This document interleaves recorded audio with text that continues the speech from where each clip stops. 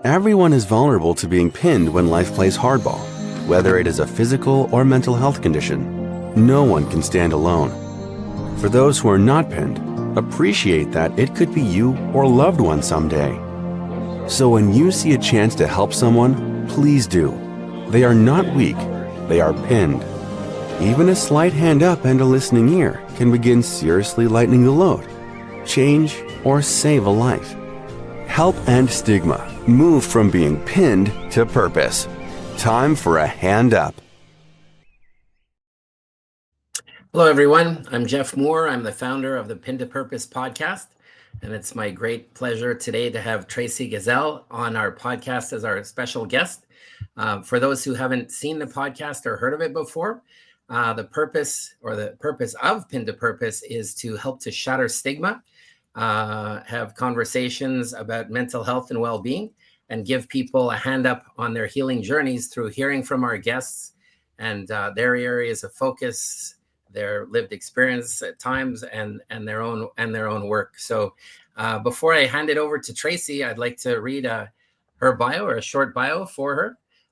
Tracy Gazelle is a strategic leadership consultant and executive mentor who helps senior leaders and executive teams upgrade their mental operating system from stress and reactivity to calm clarity and high impact focus. Her framework, Calm Clarity, the new operating system for leadership, draws on neuroscience, mindset mastery, and real-world executive experience to show leaders how to think clearly under pressure, make confident decisions, and bring their best self to work and home. Tracy has coached CEOs, founders, and senior executives across healthcare, technology, and public sectors, guiding them to lead with steady presence through uncertainty and in high-stakes environments. So Tracy, once again, it's great to have you here, and I'd like to pass it over to you to say a few more words about yourself to start this off. Sure, thanks. And hi, Jeff. Thanks for having me as well. And hi, everyone who's watching. It's great to be here. Yeah, so Jeff went over my bio, and that's what I do. I work with high level leaders, but also other people as well in other types of positions: environmental scientists, artists, meditation teachers, all kinds of people from all walks of life who are wanting to learn more about having more of a calm, steady presence, having more clarity of mind and peace of mind. I describe myself as this high achiever, a super driven person who likes to go 110% all the time.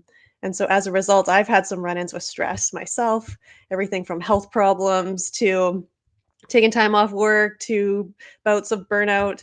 And so what I had to learn for myself is what I now help others with.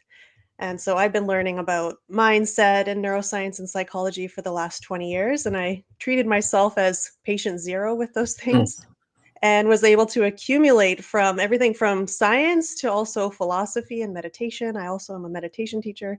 So I combine all those things together to create this framework that I now use and help others with who are leading large organizations. And they're often also these high achievers, these super driven individuals who love achieving goals and love creating a big impact in the world. But they're not sure how to turn it off at the end of the day, or they feel a lot of pressure during the day because everything's on their shoulders. They have a lot of issues with self-talk or with overwhelm or difficulty making decisions when there's just so much complexity. Plus, on top of that, the world we're in right now, there's just a lot of uncertainty that we're all facing as well. So that's just a little continuation of the work that I've been doing and how it all comes together in a unique way. Well, that's fantastic, Tracy. And so, with this podcast, we're talking a lot about people's common humanity and the fact that, sometimes people perceive a mental health challenge as being weakness, but really given the overwhelming things that individuals can be dealing with in their life or at work, etc., they can easily end up in a weakened state. So I just wanted to know if you wanted to give some more specific examples or, general examples of the types of situations that you deal with, and then some of with all of this, the different methods that you've been talking about that you can draw from, just a couple of examples for our listeners of how you help out in these types of situations. Yeah, you bet. So there's different levels of scale where I would look at those areas of mental health. And so the one side of the scale is we have moods. We all naturally have moods. We have days where we wake up and we jump out of bed and we're excited about our work and everything feels like it's moving smoothly and life feels great. And we have other days where it's hard to get out of bed. That same life, that same job, everything just looks harder and heavier. And like we've got all these problems we're trying to sort through, or maybe at home we're having issues with our teenagers at home or whatever it might be. And so the first piece to recognize is that we all have moods, and that's completely natural. So it's completely natural to have days where we wake up and everything just feels a bit harder. One of my mentors has this amazing metaphor of a kaleidoscope.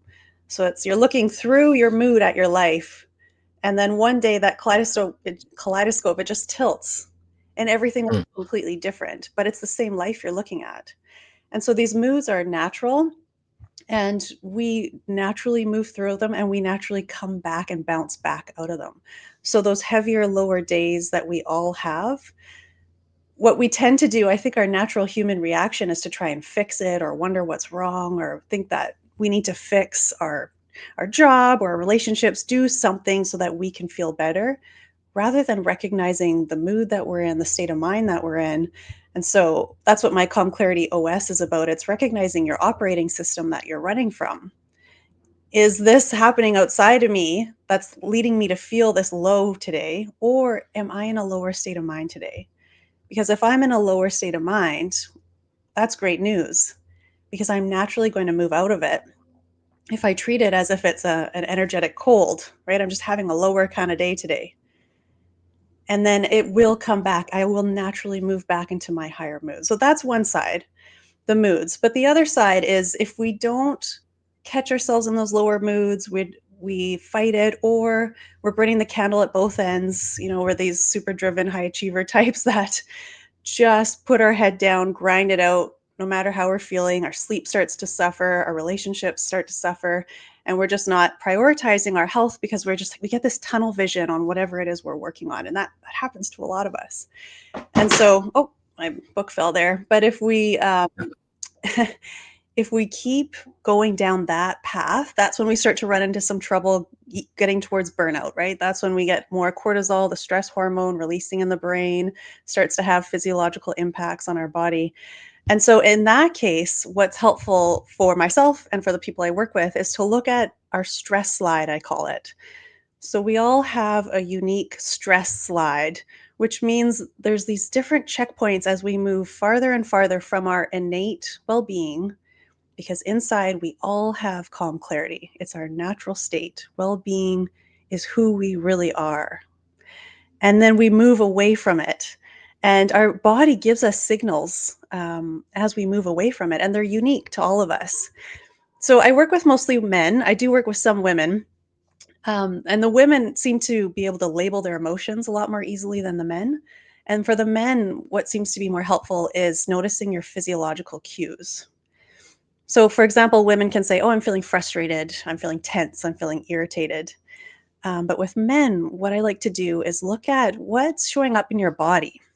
Are you noticing tension in your neck?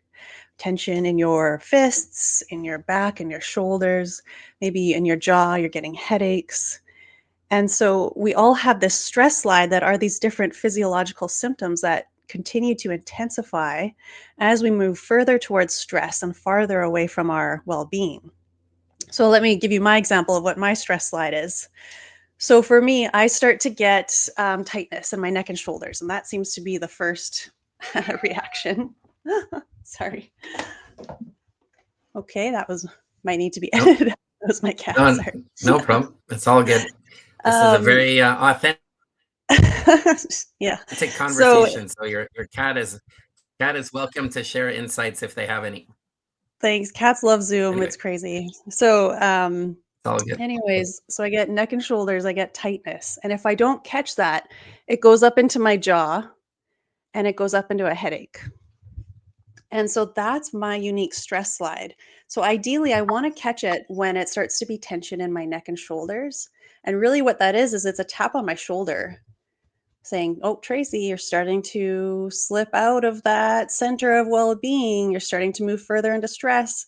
But if I do what I really used to do all the time, which is just keep going 110 miles an hour, Then it intensifies. It might be a bigger knot. It might move up into my jaw and move into a headache. And really, that's my body trying to do me a favor and let me know. And so it can be so helpful for everyone that's listening is to pause and take note of, well, what is your unique stress slide? How does that stress show up in your body? And what are those warning signs? What's number one, number two, number three, as it starts to intensify? So the next time you notice, oh, I've got that knot in my shoulder again. Wait a second. Am I feeling stressed?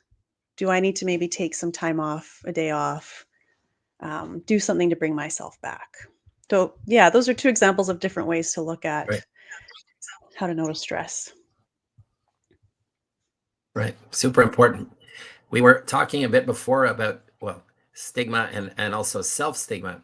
And so I wonder if you have some observations and, without being specific about any clients, obviously, or anything, but, there are high achievers who never want to admit that they're being super challenged, or, they're afraid, let's say, or, they're concerned about stigma and being seen as weak, et cetera. So how do you try to help people, to realize, like you say, they have reference points sometimes, like this is maybe a sign that you have to slow down, or you have to have more self-care, or so just I wanted to ask you some of your observations on stigma and overcoming it. Yeah, well, I think it's helpful to recognize that we all go through this. It's part of being a human being. It doesn't matter where you're at on the career ladder. It doesn't matter your seniority years. It doesn't matter your job title. It really doesn't matter. This is something that we all go through. And even that alone, I find, tends to help people feel that they're not alone and that isn't a unique experience to them. We all have good days, we all have low days, and those can vary. Those highs can vary, those lows can vary among us, but it's part of the human experience. And the more that we are okay with having those lower days, or even feeling some stress, that's normal too, to live this life, to feel some stress. And the more that we're okay with it, the more easily we'll move through it and know that it's not unique to us. And on that theme, can you talk a bit about, self stigma, self talk? Because again, in this broader podcast, I want to bring that theme up time and time again and get insights from different people, because the things that stop people from putting a hand up, at least to people that they trust and care, and sometimes get in a really difficult situation, um, is also the way they talk to themselves, obviously, and their self-talk can add a ton of weight or a ton of restrictions. I found that experience myself when I ended up being hospitalized years ago. So my doctor's reference to what you're saying, that it's a human experience. Like you've hit some super tough times. It's understandable.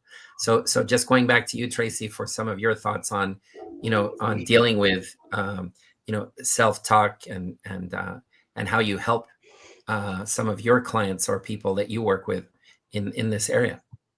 Yeah, you bet. And self talk is something else that is universal. It's something we all experience. And it's something I help. It's interesting, the founders and the CEOs that I work with that are in these very high level positions, they have self talk just as deep and dark and negative as everyone else. Is something that I've learned in working with them. Mm. Um, and it seems to affect them too. It's almost as if there's stigma for people at that level where they think, oh, I shouldn't have this, right? Or I should be able to move through this.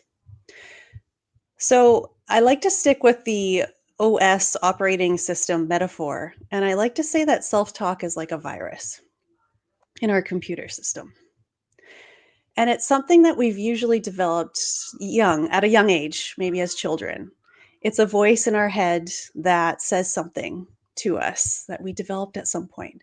And it repeats through our life. And we're so used to having it there that we tend to believe it, believe that it's true, believe that it needs to boss us around and tell us what's wrong with us. And it takes time to even notice that we don't have to listen to it. So, what I mean by that is how I help people around that is starting to recognize that voice of self talk, the voice of the inner critic. Some people call imposter syndrome, another word for that. Recognizing that as completely separate to you. So who we really are is this calm, clear center point. And that part of us is the one that's noticing our thinking, right? So you are not your thoughts. There's a part of you that is noticing your thinking.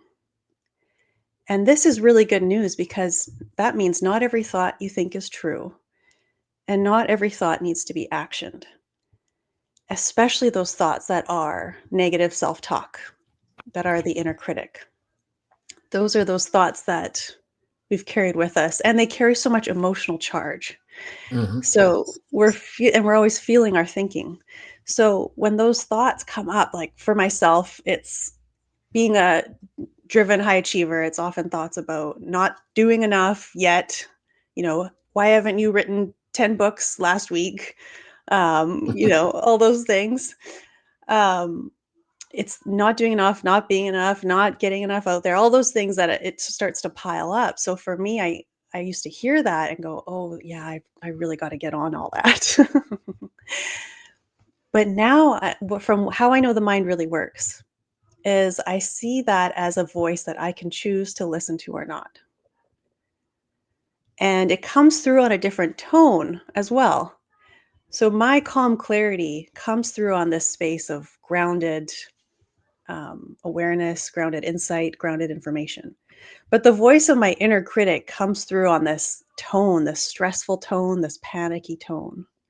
So it's also coming through with a different voice. And so the better I get at recognizing it, this is what I help my clients with as well, is getting better at recognizing that voice, noticing that it's even there, and starting to determine if you even want to listen to it or not. Because is it useful? Is it practical? Is it contributing to your situation, to your work, to your home life? Or is it really just this naggy computer virus that you've had with you for so long that's kind of pushing you around and making you feel low or whatever it's making you feel? So it's starting to recognize that it's this separate part of you. And whenever it pops up, and it will continue to pop up for myself and for anyone, because again, it's part of the human experience. But we get to choose if we listen to it or not, or if it defines us or not, or if it's just some old story that we took on at some point, but we don't need to carry it with us anymore. Right. Fantastic. In the many things that you do, I was reading a little bit about your neuroscience coaching, and I'm wondering if there's any observations or stories or something you'd like to talk about there in terms of how this ties into our broader theme, in terms of uh, mental health, well-being, shattering stigma, etc. Yeah, sure. So one of the main things that seems helpful for the people I work with the neuroscience piece is reacting to triggering situations. Mm. And so I love to share graphics, but I can explain it as well with that piece. So we all face triggering situations in life, um, and our brains react with fight or flight. Everyone's heard of fight or flight, but our brains react with fight or flight in the same way that cavemen used to react to seeing a Mm. saber-toothed tiger. But here we are today. There's no saber-toothed tigers hiding in the bushes. But the main triggering situations that we come across are in the boardroom, at work, at home, in relationships, or with our kids, and then facing whatever is going on in the news or the world these days. And so those triggering situations elicit the same response in the brain as used to a saber-toothed tiger to a caveman. So it becomes this threat of survival response in our brain. It happens in milliseconds. In milliseconds, our amygdala, which is the emotional center of the brain, is hijacked. And we go right into fight or flight. We can't notice anything else in our environment. All we can zero in on for survival reasons. It's as if a saber-toothed tiger was there. That would be all we'd want to see and focus on. But here we are in the boardroom and we're feeling treated unfairly, or there was a lack of transparency with the decision. Those are the modern day triggered examples. So then we zero in on those. And fight or flight, we either want to fight, so get upset verbally, angry, upset, fight against the situation, or flight, just take off and leave the room. So the people I work with, and I mean everyone, this happens to all of us. We get into trouble when we respond with a highly reactive response to a triggering situation. So it happens in milliseconds. We usually say something that we later forget or regret. or do something that we later regret. So there's rarely a good response that happens in that highly reactive environment. The good news is with neuroscience, it shows that we can train our brain to respond in a different way to those types of situations. And how we do that is by pausing in that moment. So it's similar to the stress slide. So it's pausing and noticing, well, wait a second. And it can be tough because it's such a quick response. But if you notice yourself getting worked up, getting frustrated, feeling like you want to do the fight or the flight type response, you're feeling yourself elevated, maybe high blood pressure or all those types of feelings, you're getting worked up. What you do is you pause and you label it in a third person point of view. So saying to yourself, oh, I'm frustrated. Mm, Oh, I'm getting upset. And that pause and that bit of separation actually reroutes the area in the brain away from the amygdala, the fight or flight response, and instead into the prefrontal cortex, right here in the behind the forehead, sometimes called the executive brain, the analyzer. It's the area of slow, rational thinking. And so we can move our response to that other area of the brain and make a intentional choice of what we want to say back, how we want to act, how we want to respond, versus just getting swept away in a highly mm, reactive mm, reaction. And so that's been really helpful, not just for my clients, but for me in my personal life. I have a daughter who's 8 and she's growing up and she's getting more sassy, and I'm wanting to be more intentional in how I respond to her. And, mhm. it applies to all different areas of life. But just taking that breath, taking that moment, that seems to be, and science shows what's helpful in those situations. Right. You've been doing this for many years now. What are you optimistic of in terms of how this field is evolving and how your own practice is evolving to be able to help people? Oh, that's a great question, because I love that more people in general, but also in the business world, are catching on to the importance of this type of work.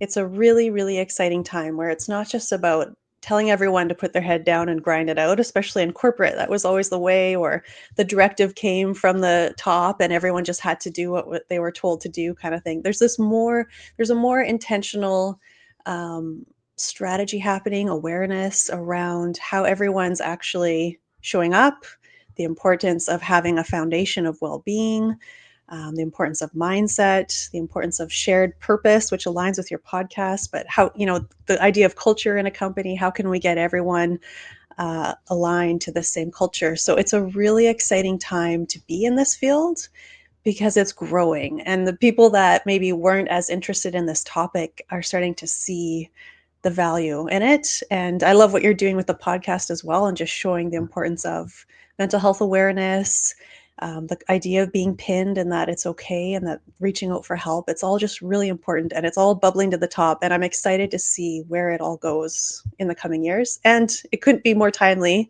because of how much is happening in the world. I think we can all use some more tools in our toolbox to Yeah. face whatever you're up against at the moment. Mm. No, thank you for that. I was gonna ask you a follow-on question that you've already started to answer, but it is a complex world, more complex than ever by many means, I think, and some people refer to a polycrisis of climate, biodiversity, AI disruption, social media, disinformation, all sorts of things. So, do you see that your clients or society having increasingly maybe complex challenges, but still you know calm clarity as an example and as frameworks is can be resilient itself to bring people into finding solutions to these more complex times. So I'm just wondering if you have a few more comments maybe on the complexity of the types of things people are dealing with now, and then getting back to it's, I guess, the core principles to start with the framework to deal with any number of tough mental health challenges and situations. Yeah, that's right. Yeah, there's a lot of topics people are dealing with right now, a lot of things my clients are dealing with. As you mentioned, there's AI being brought into so many organizations that's changing the workforce. There's the climate, there's political tensions, which don't seem to be coming together in the near future, unfortunately, continuing to be entrenched and divided. All kinds of things are happening. The number one topic that seems to be hitting home for a lot of people these days is the idea of facing uncertainty. And so there are all those issues we're facing, and they seem to be like plates spinning in the air for everyone. And there's just this air, seems to be since COVID to me, but I don't know, that this air of uncertainty that everything hasn't really fully landed in the last 5 years, and we're not sure where it's all going to go, what the future is going to look like. So how do we go forward with clear, calm clarity into uncertainty with all these issues? And what is so helpful with for that, for myself, for the people I work with, hopefully for everybody listening, is recognizing that you have a choice in how you use your brain to face these challenges.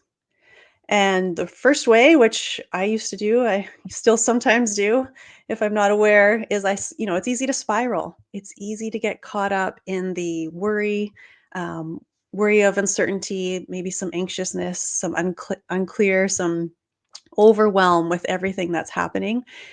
And I, if it's helpful, there's a metaphor to look at these two types of thinking. So there's the idea of a river. And when we get caught up really with tunnel vision on some of these issues that are happening and wondering how it's going to turn out, it's as if we're spinning around in the eddy of the river. So we're caught up in the eddy. And we've all had that experience where we're just lost in our thoughts, right? We don't even realize it. Oh my gosh, how long have I been zoned out for? I'm ruminating on this topic. I'm worried about this, da da da, that kind of thing.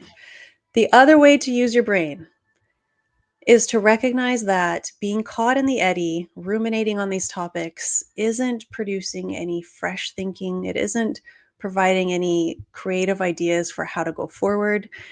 And so, what we really want to do is catch ourselves when we get caught up in those eddies, when we start to go down some of those rabbit holes with those thoughts, and know that there's no end to those rabbit holes with that type of thinking. And so, we want to stop ourselves, maybe say something along the lines of, "I don't have to think about this right now," or "This thinking isn't productive right now." Just really catch yourself and pull yourself out, because the other type of thought is the thought that comes from the deeper mind. And so going back to the river metaphor, it's the free flow thinking where thoughts are flowing, we're getting new ideas, new insights, um, and we have ideas of how to move forward, maybe one action step, even without the clarity of knowing what the next 3 years are going to look like. And with that free flow thinking, it's also about starting to feel comfortable in the space of the unknown, and the uncertain. And that's a whole other topic in and of itself, because it's a trick of the mind thinking that we ever really had certainty. We our brains want us to survive and not die. And so they want to have a guaranteed outcome. They want to have an exact plan or business plan of where we're going, to know the end results, and we want it to be A to B, this straight line. But life has never been that way. And it's a trick of the mind to think that it ever was or that it ever will be. And fortunately, we are designed to respond to any type of crises or challenge in the moment. That's the way that we're engineered. And that's that space of the free flow thinking. And everyone who's listening can maybe think back to a time when you faced an unexpected challenge, whether that be at work or at home, or maybe you were driving down the street and you saw a car accident or someone was hurt, and in the moment you just knew what to do, how to respond. It's how we're engineered. We're designed to respond in the moment. And we stay in that free flow thinking to get ideas about exactly what we need to do. But until that time, it's okay, and we're safe to stay in the space of uncertainty. So going towards or forward into 2026, I don't know what that's going to look like, but I'm okay Sure. with not knowing. Right, right. No, absolutely. So, and maybe we can go back to purpose a little bit. We're starting to touch on it before as well, but at the end of the day, it's up to people, obviously, to determine, what means something to them, whether they have a very specific North Star, or whether they have a number of purposes and not focus only on one thing, for our well-being and for our own, mental health and just ability to really engage. How do you see that concept, and in terms of when you're, and I realize you work a lot with, again, senior executives. So the organizational purpose obviously is a huge deal. But I just wanted to know if you had any additional thoughts or observations to share about purpose and the importance of purpose. Yeah, so I see different levels of purpose. So the first is an individual purpose, and you mentioned the word well-being. I love that word, well-being or contentment, even peace. And so that to me, that is the really foundational concept of purpose on the individual level, because anything that we're working towards as an individual is likely to get to that space of well-being, contentment, and peace. And then, of course, there are other goals, other areas of purpose that are organizational related or business related. And to me, if we can prioritize that space of well being first before the other areas of Mm. purpose, and then go forward in achieving our goals from the space of sitting in our own well being, everything else will just run that much more smoothly. It's really easy to get caught up in the grind and just be laser focused on all these other purposes out there and driving everything forward. And it's possible to do things that way. And I think that's how the vast majority of people do operate. But I want everyone to know it is possible to find well being first and Mhm. then to go forward with the other goals from that space. And well being, as I mentioned earlier, it's the space that we all have inside, and it's when our mind is quiet. So when our thoughts quiet down and we tune into the present moment, that is the space of where we can access our well-being. And it comes through on a really nice positive feeling.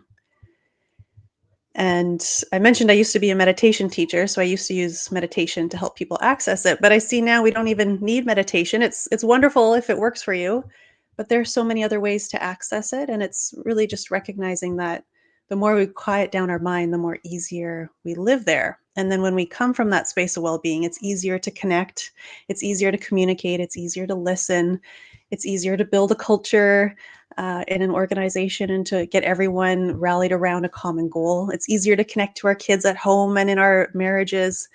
Everything just becomes easier if we first connect to our well being. And not only that, we just feel really good too in the Mm. process. Yeah, absolutely. And hopefully over time, more and more corporations and organizations and levels of government will completely understand that. I like to think about sports analogies, and to for an individual playing on a team, no matter if you're the biggest superstar in the world, you don't win the game. You're only on yourself. You may be really a deciding factor, but you don't win. And that individual has to be, optimally performing, which is physical, which is mental, which is all of these things, skill, talent, etc., to really make the best contribution. So for employees at the end of the day, to have the brain health and brain skills, as they call it, brain capital, for companies to invest in that, to get the most out of their employees for productivity and innovation, and also getting back to the well-being. Like, these are people who want to stay there because they're inspired, they feel really good, and they're part of some bigger purpose. Then to me, it's interesting, but that would support the work even more, and of people such as yourself, the types of people I'm speaking to, and countless others who are trying to promote mental health and well-being. And so I mean, I guess I'm 100% sold on that, but I hope over time that there's much more recognition in companies that it's a material factor. It's not just human capital, it is brain capital and overall well-being.